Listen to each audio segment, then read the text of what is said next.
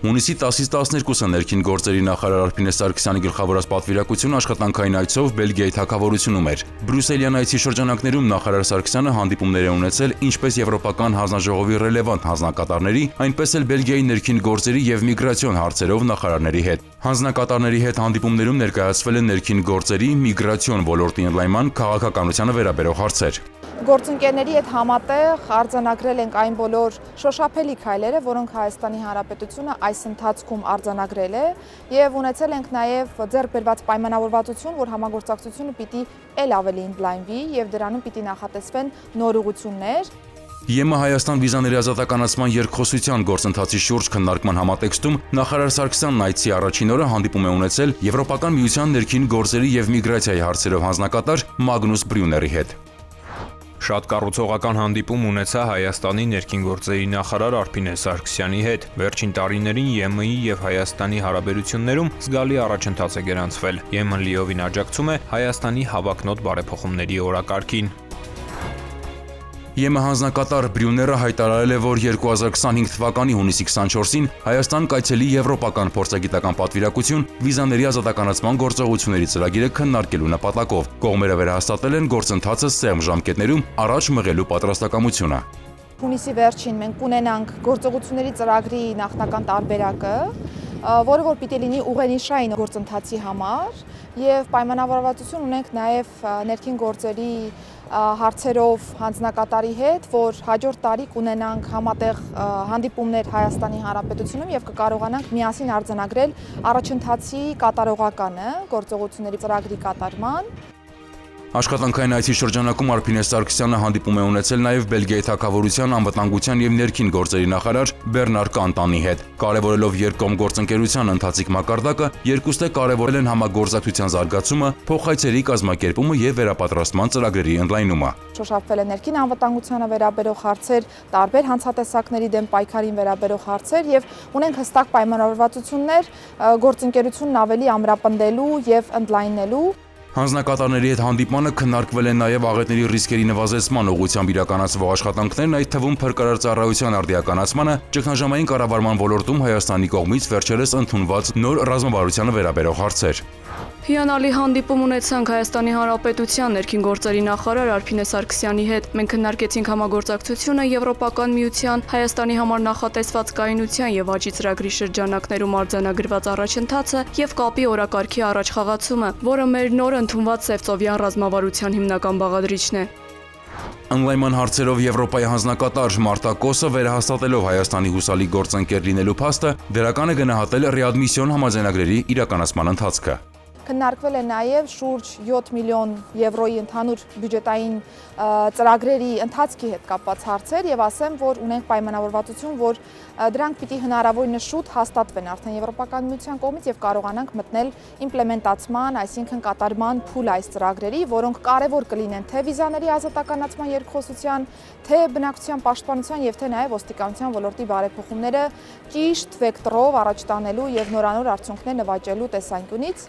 Ապաստանի միգրացիայի սոցիալական ինտեգրման խոշոր քաղաքային քաղաքականության նախարար Անելին Վան Բոսյուի հետ հանդիպան ժամանակ Արփինե Սարգսյանը ներկայացրել է Հայաստանում միգրացիոն բարեփոխումները, ներառյալ կենսաչափական համակարգի ներդրումը եւ ռազմավարության մշակումը։ Քննարկվել է նաեւ վիզաների ազատականացման ծրագրի ընթացքը։ Այս համատեքստում նախարար Սարգսյանն ընդգծել է Եվրոպական միության հետ արդյունավետ համագործակցության անհրաժեշտությունը։ Հայաստանի Հանրապետությունը մեծ առաջընթաց է գրանցել բիոմետրիկ անձնագրերի եւ նույնականացման քարտերի համակարգի ներդրման ուղղությամբ, որովհետեւ արդեն իսկ ունենք Եվրոպական միության տարածքում գործող ընկերության հետ համաձայնագիր, կնքված պայմանագիր, որի ուժով 2026 թվականին արդեն Հայաստանի Հանրապետության քաղաքացին կունենա նույնականացման նոր քարտեր, բիոմետրիկ նոր անձնագրեր, որը թերևս շատ կարևոր նշանակություն ունի թե շարժունակությունը ապահովելու եւ թե նաեւ անձնական տվյալների պաշտպանությունը ավելի բարձր երաշխավորելու տեսանկյունից։ Նախարար Սարգսյանը Բրյուսելյան աշխատանքային այցն ավարտել է հավասարության, պատրաստվածության եւ ճգնաժամային կառավարման հարցերով ԵՄ հանձնակատար Հաջա Լահբիբիի հետ հանդիպմամբ։ Նա շնորհակալություն է հայտնել ջրհեղեղի հետևանքների վերացման աջակցության համար եւ ներկայացրել է փրկարար ծառայության արդիականացման ուղղությամբ քայլերը։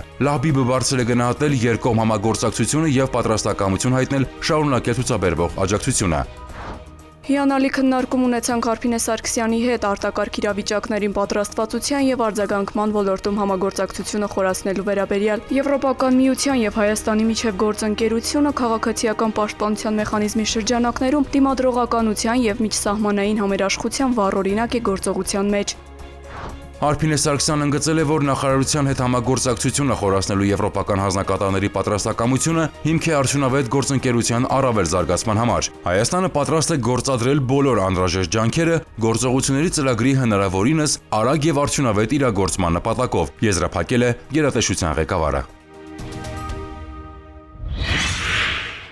Համայնքային ոստիկանության աշտարակի բաժնում ստացվել էր օպերատիվ տեղեկություն, որը Հանավան գյուղի մի բնակիչ ու նրա որդին տան ապօրինի պահում են ինքնաձիգ։ Հունիսի 12-ի առավոտյան 48-ամյա հայրն ու 23-ամյա որդին ձերբակալվեցին եւ տեղափոխվեցին բաժին։ Հայրը խոստովանեց, որ հացատանն ունի մասնատված ինքնաձիգ ու փամփուշտներ, իսկ որդին հայտնեց, որ ամիսներ առաջ տեսել է հրազենը եւ հայրն ասել է, թե ուզում է այն հանձնել ոստիկանություն։ Արագածոտնի մարզային քննչական վարչությունում նախաձեռնված քրեական վարույթի շրջանակում նույն օրը կատարված խուզարկությամբ նրանց հացատանը հայտնաբերվեց քանդված վիճակում կալաշնիկովի ինքնաձիգ, 25 փամփուշտով պահունակ եւ էլի 36 փամփուշտ։ Նախաքննության հանգամանքները պարզվում են։ Կրկին հորդորում ենք չսպասել նման ավարտի, այլ խուսափել քրեական պատասխանատվությունից, ապօրինի պահվող զենք զինամթերքը ժամանակին կամավոր հանձնելով իրավապահներին։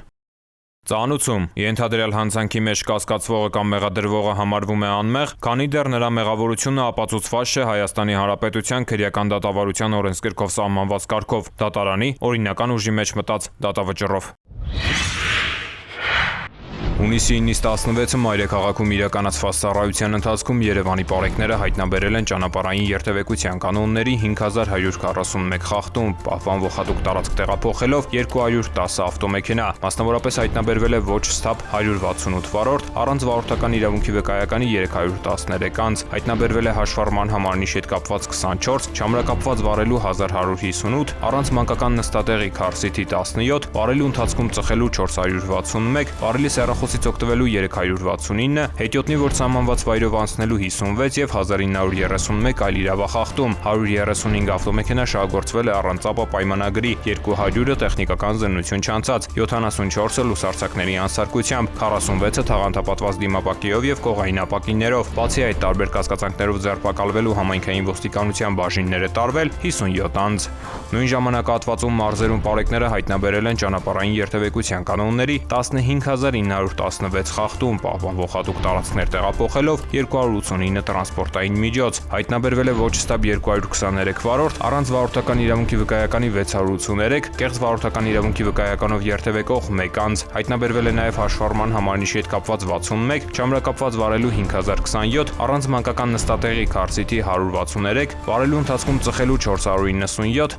վարելի սեռախոսից օգտվելու 751, հետիոտնի որ սահմանված վայրով անցնելու 31, արագության գերազանցման 2002 եւ 4487 այլ իրավախախտում, 529 ավտոմեքենա շահագործվել է առանց ապա պայմանագրի, 829 տեխնիկական զննություն չանցած, 371-ը լուսարձակների անսարկությամբ, այդ թվում 5 բեռնատար, 217-ը թաղանթապատված դիմապակիով եւ կողային ապակիներով, բացի այդ տարբեր կասկածանքներով ձերբակալվելու համայնքային ոստիկանության տարածքային բաժինները տարվել 47 անձ։ Հարգելի քաղաքացիներ, Road Police.am համակարգում էլեկտրոնային ծանուցումը ակտիվացնելու դեպքում տեսալուսանկարահանող սարքերով արձանագրված տուգանքի գումարը կարող եք վճարել 20%-ով պակաս։ Կարևոր է իմանալ, որ 20% բոնուսային բաղադրիչի կիրառման էլեկտրոնային ծանուցման եղանակը չի փոխարինում SMS ծանուցմանը։ Տեսալուսանկարահանող սարքերով արձանագրված խախտումներով, եթե օրինակ պետք է նշանակվեր 10000 դրամ տուգանք, ապա ծանուցումն էլեկտրոնային եղանակով ստանալու դեպքում կկիրառվի բոնուսային նվազեցում եւ տուգանքի չափը կկազմի 8000 դրամ։ Օգտվեք թվային լուծումներից եւ վճարեք 20%-ով պակաս։